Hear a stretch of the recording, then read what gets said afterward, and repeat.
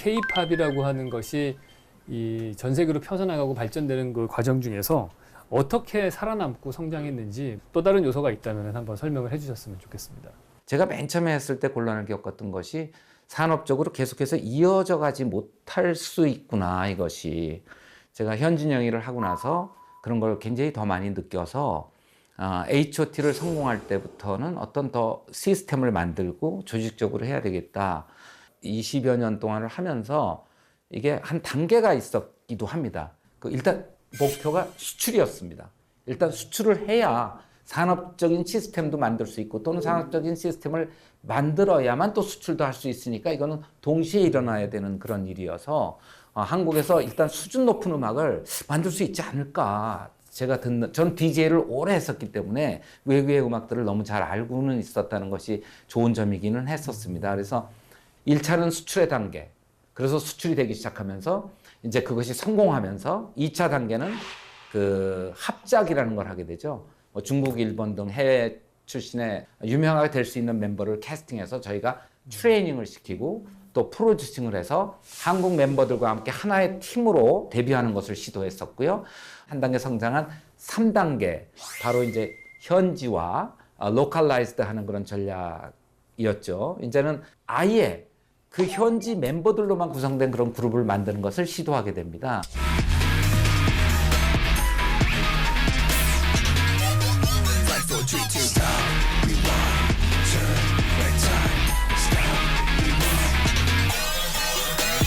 한때는요, 한국도 그렇고 외국의 언론들도 케이팝에 대해서 참 폄하하는 그런 기사나 이런 것들도 좀 많았던 것 같아요. 예를 들면 공장에서 뭐 이거 찍어내는 것 같다라는 그런 류의 어떤 비판적인 시각들도 좀 있었던 것 같은데, 지금은 그 총괄 프로듀서님, 글로벌 시장에서 그런 류의 어떤 폄하성, 어떤 반응이라든지 이런 건 완전히 사라졌다고 봐야죠. 정말로 너무 다행한 일이고요. 뭐 외국에서뿐만이 아니라 우리나라 자체에서도 굉장히 그 비판이 좀 많이 있었고 또 질타도 많이 하셨고 그랬던 것 같습니다. 근데 뭐 꾸준히 어쨌든 해서 지금이 된 것 같습니다. 그런데 우리나라의 그 엔터테인먼트 시장만 가지고는 산업이 될 수가 없다고 생각을 했습니다. 그래서 산업적으로 생각을 한다면 지금 말씀하신 것처럼 공장처럼 말이 좀 맞지는 않지만 그러한 시스템을 가져야 되겠다고 생각을 했고요. 캐스팅, 트레이닝, 프로듀싱, 마케팅을 갖고 있는 매니지먼트까지 모든 것이 한 번에 가능한 360도 비즈니스 시스템을 만들어야 되겠다라는 생각을 했고요. 이런 부분을 결국은 산업화하고 또 시스템화한 것의 결론이 지금 나 있는 것 같습니다. 그런 것 때문에 우리가 장기적인 어떤 플랜을 세울 수 있었던 것 같고요. 또 큰 투자가 있을 수 있었던 것 같습니다. 근데 이제 이런 것들이 물론 계속적으로 노력이 있었지만 뭔가 하나 이거에 약간 트리거가 되는 게 있었을 것 같아요. 제가 생각해 보기에는 이런 우리의 발전과 점점 문화가 우리의 케이팝을 사랑하게 되는 그 즈음에 한 2009년에서 2010년? 그때 트위터, 페이스북, SNS 플랫폼의 발달하고 아실지 모르겠지만 한국 엔터테인먼트사 최초로 유튜브의 SM 채널을 오픈했습니다. 이전에는 아시아 지역을 넘어서는 미주, 유럽 지역에는 사실 물리적으로 굉장히 어려웠지 않습니까? 인터넷, SNS의 발달로 인해서 전 세계 어디에서든 누구든 쉽게 이렇게 영상을 접할 수 있고 보게 되고 관심만 생기면 열정이 생기고 자꾸 케이팝을 보게 되고 그로 인해서 한국의 케이팝을 즐기는 사람들이 아주 기하급수적으로 늘어난 게 돼서 그 SNS의 발달이 터닝 포인트가 된 게 아닐까 싶습니다. 지금도 한 가수가 앨범을 냈을 때 여기 먼저 오픈이 아니라 선공개가 아니라 그냥 유튜브에 딱 올리면 한꺼번에 퍼져 나가는 거니까 그 효과가 확실히 유통적인 면에서 국가 간 장벽을 무너뜨리고 좀 혁명을 일으키지 않았나.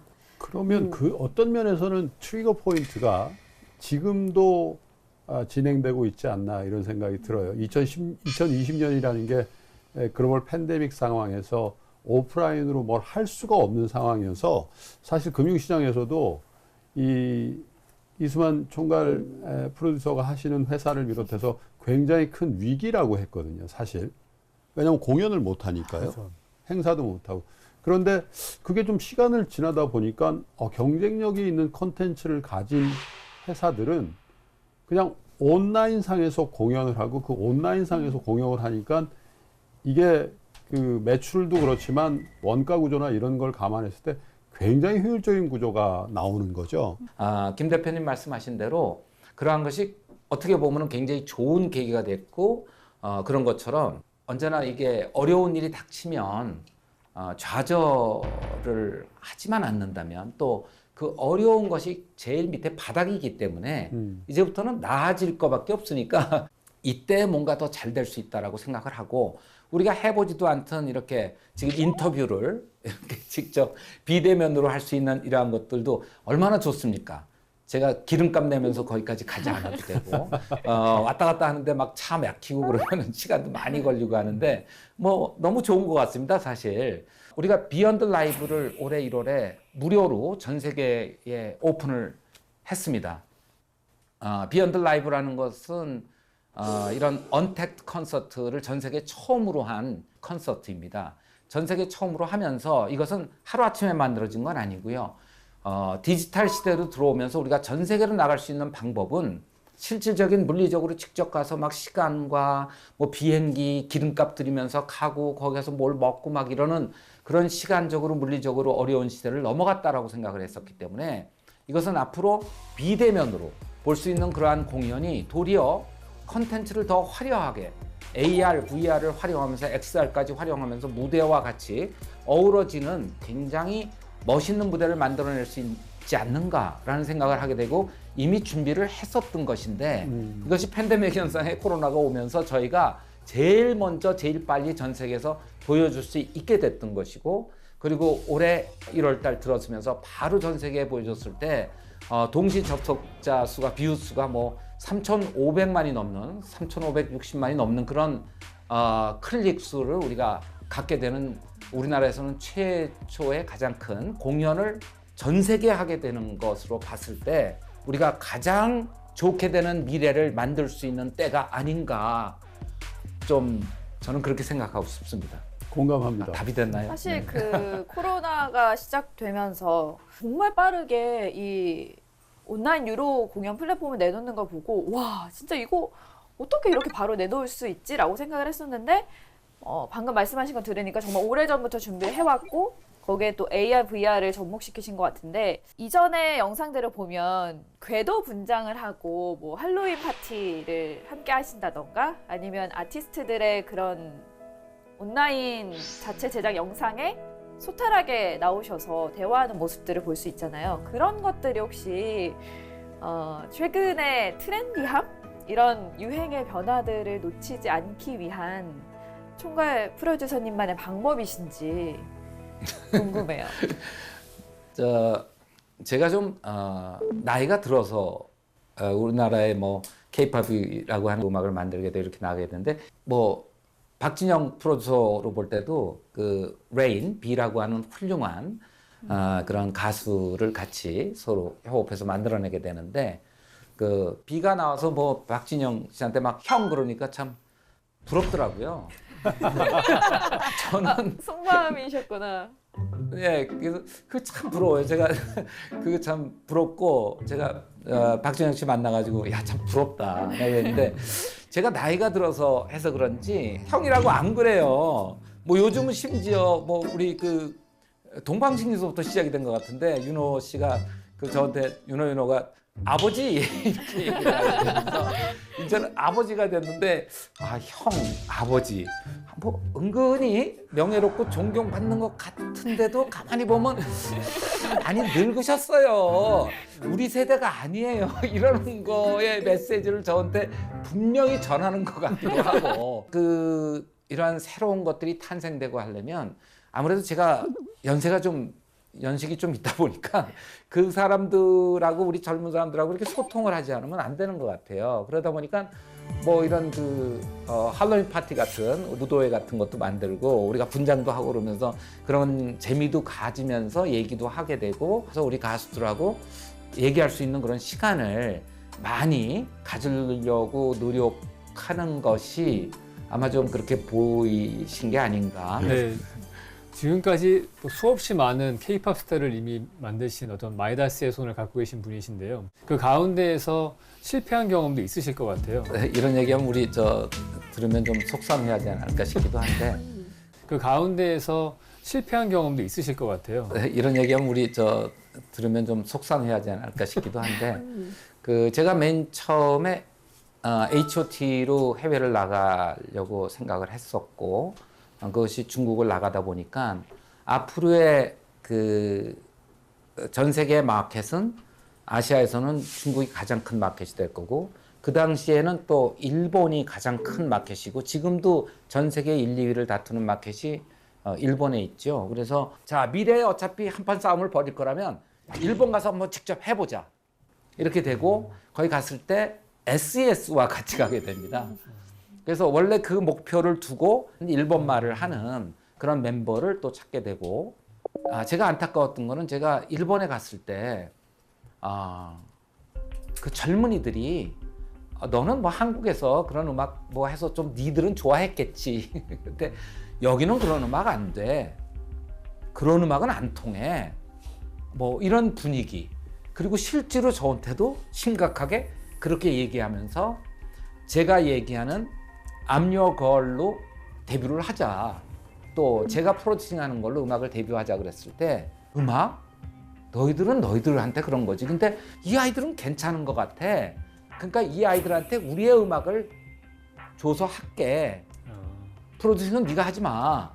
이렇게 되면서 그래도 일본에 나가야지 그러면서 했는데 그것이 실패가 되는 그거를 경험을 하면서 우리의 프로듀싱과 내가 하는 그러한 내가 생각하는 것이 더 맞는 게 아닐까 뼈저리게 느끼면서 제가 프로듀싱을 해야 되겠다 감히 그렇게 하면서 제가 프로듀싱 할 수 있는 회사를 찾고 더군다나 댄스를 이해하는 그런 회사를 찾고 그래서 에이벡스의 회장님과 얘기를 하면서 보아를 런칭하게 되면서 어떻게 보면은 SES의 노력으로 또 보아도 성공을 하게 되는 SES 미안합니다 오늘 혹시 보고 계시면 그래서 SES의 노력으로 우리가 보아가 됐고 또 보아가 미국을 가서 처음에 또 길을 열고 했던 것들이 또 지금의 어떻게 보면 우리 K-팝의 미국의 앞일을 열어준 건 아닌가 그런 생각을 하면서 보아도 첫 번째, 두 번째 곡이 잘 되질 않았습니다, 사실은. 그래서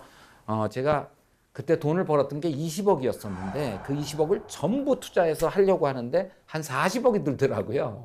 그래서 에이벡스한테도 투자하라 그랬고 그러다 보니까 투자사인 에이벡스도 보아를 했는데 잘 안 되는 것 같으니까 그래서 제가 이제 그만하겠다 그래서 한 번만 더 해보자.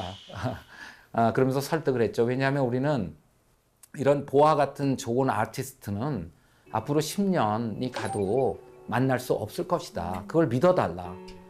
성공을 하지 못한다 하더라도 우린 이런 친구와 같이 했다는 것을 우리가 좀 뿌듯하게 생각을 하면 안 되겠습니까? 한 번 더 해봅시다.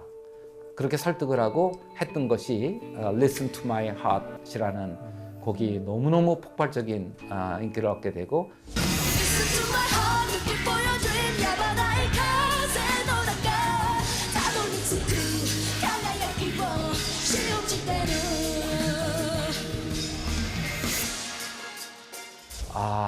정말로 이런 것이 성공인가? 이런 것인가? 라고 하는 생각을 하게 됐는데 그 이후로 뭐 더 많이 잘 됐기 때문에 또 우리의 지금 다른 프로듀서들도 다른 그 K-팝의 주자들도 너무 잘하고 있기 때문에 너무 그런 것을 그래도 성공하지 못하고 끝내서 다른 사람이 성공한 것보다는 너무 다행이다 이렇게 생각하고 있습니다.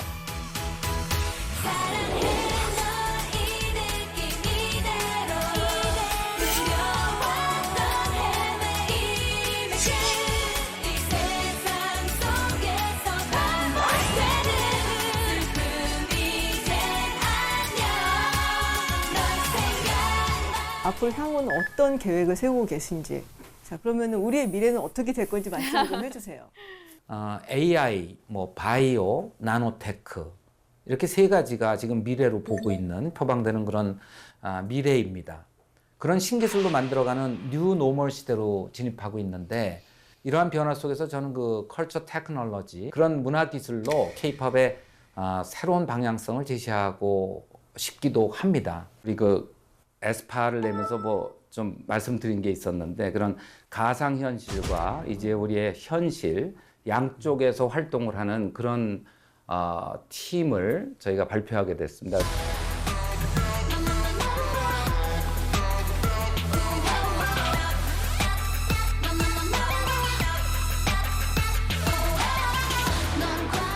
미래는 AI와 셀러브리티의 세상이다. 그러면 셀러브리티도 셀러브리티 아바타가 있어야 될 것 같고요.